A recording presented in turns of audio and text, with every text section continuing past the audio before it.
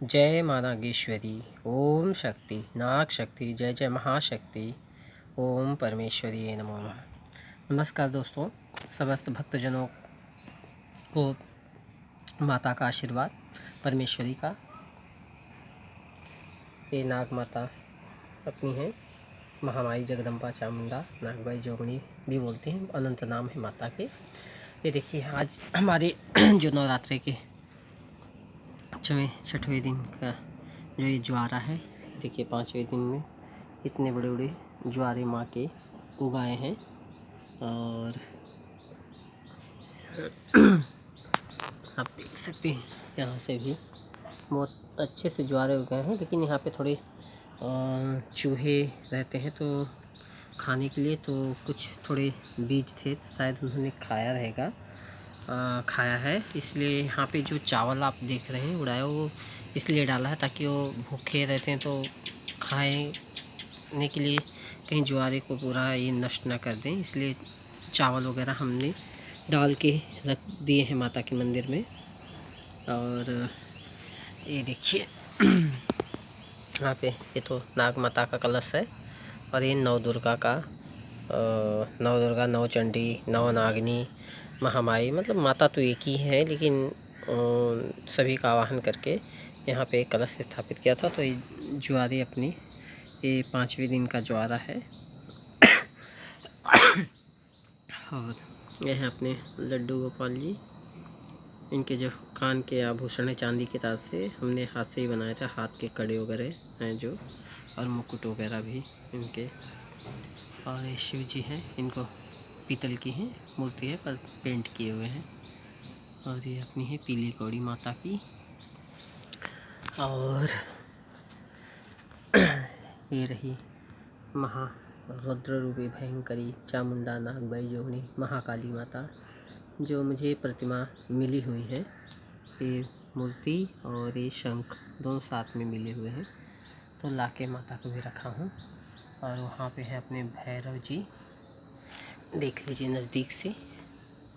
ये है हमारे महाकाल भैरव जी, माता के ये क्षेत्रपाल, माता के द्वारपाल के रूप में है। ओम नमो महाकाल भैरवाय नमो नमः। देख सकते हैं माता, ये माँ का मुंडों की माला और कौड़ी की माला दोनों साथ में टांग दी है, क्योंकि माता भी इस समय ये सब इतना नहीं पहनेंगी।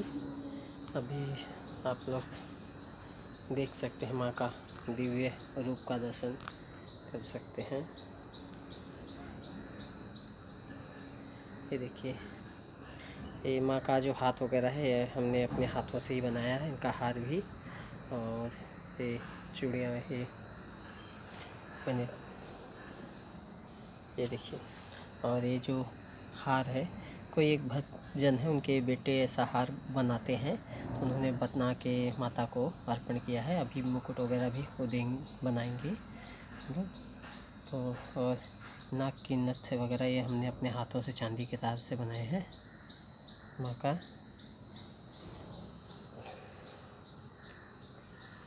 ये माता अति जागृत माता है। यहाँ इनकी मूर्ति की प्राण प्रतिष्ठा वगैरह हमने नहीं किया हुआ है, ये मूर्ति माता ने स्वयं बनवाई है अपने भक्त के द्वारा।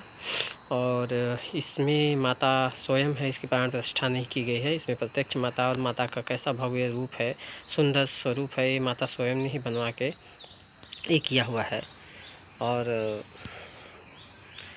और ये वट वृक्ष पे ही इनका वास था, नागराज का, नागरानी का। और ये आदि पराशक्ति नागबाई जगदम्बा है महामाई, जो पाताल से प्रकट हुई हैं।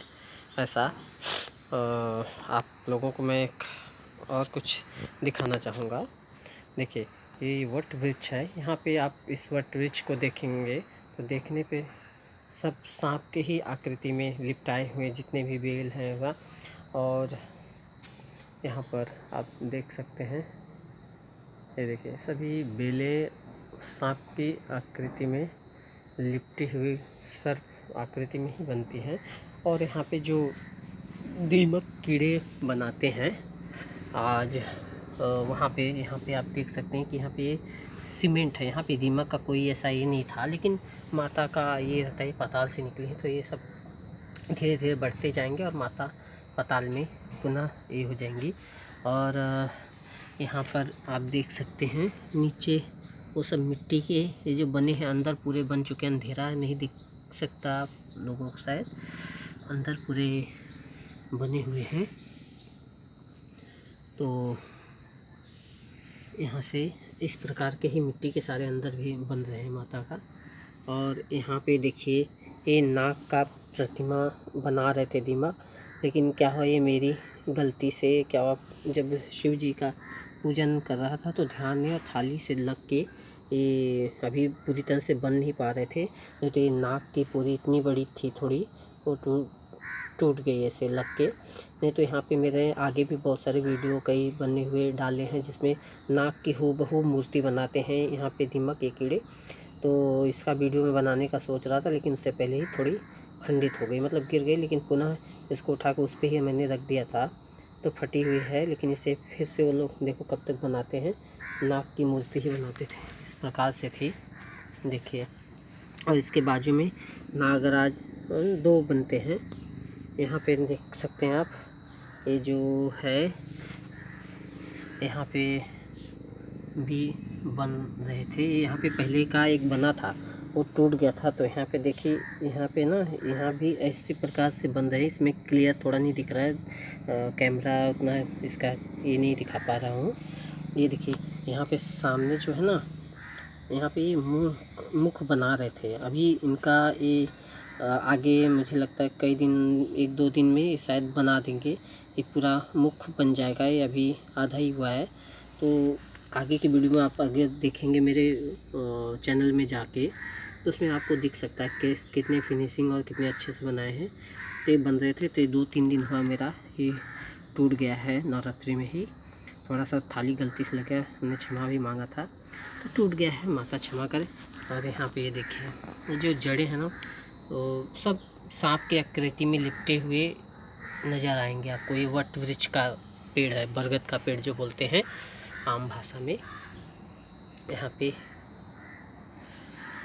नाग राज का ही, नाग रानी का वास था यहाँ पे। ये आदि पराशक्ति का, ये परम शिव का शिवलिंग है, जिसे मैंने अपने माता के अनुग्रह से, इसे मैंने अपने हाथों से ही बनाया है। काले पत्थर का है, प्रभु माता की कृपा अनुग्रह से मेरे हाथों द्वारा बना हुआ है। और माता का प्रतिमा भी है सब। यहाँ हनुमान जी भी हैं, वो भी मिट्टी में, मतलब वो रोहिणी पताल में, आधा पताल में आधा ऊपर उठे, मतलब ये तो रखे थे लेकिन ये सब उठ रहे हैं।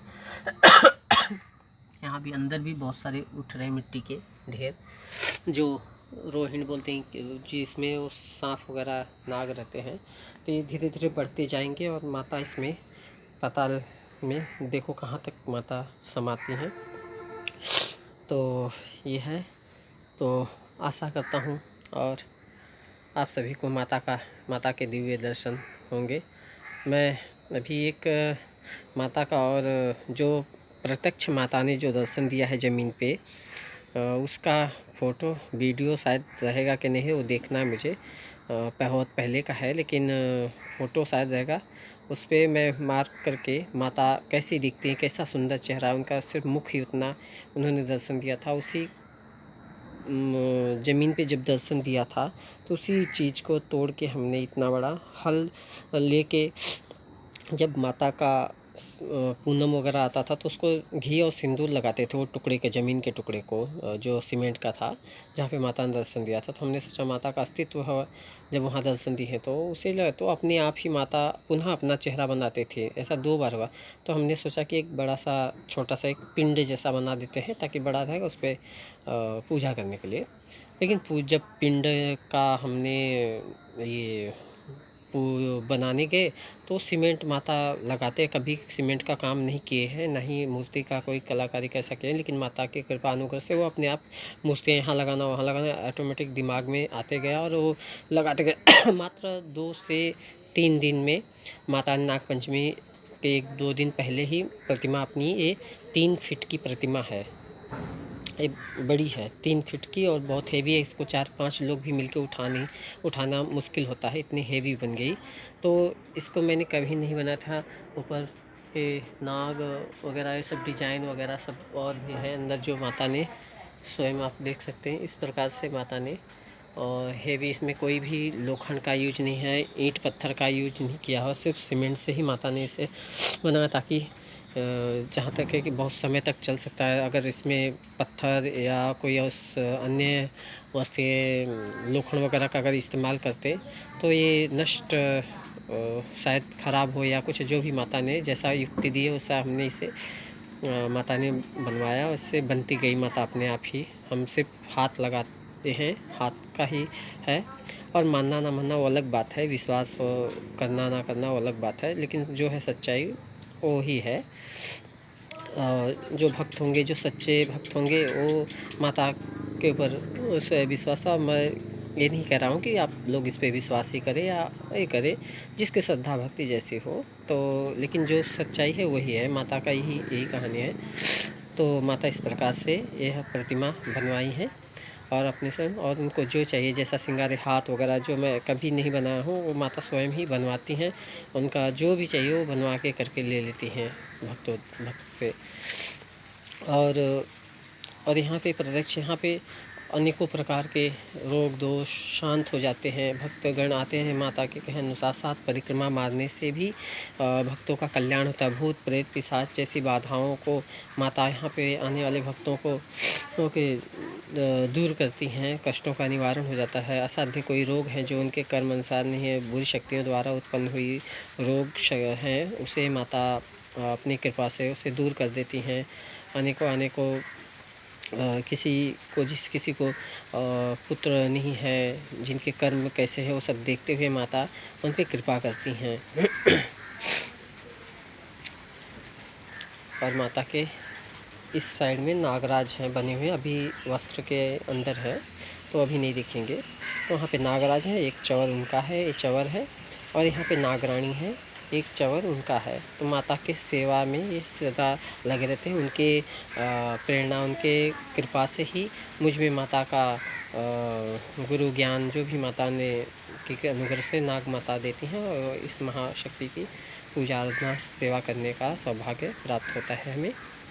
तो माता सभी को सभी दर्शन करें। माता की कृपा सभी पे बनी रहे।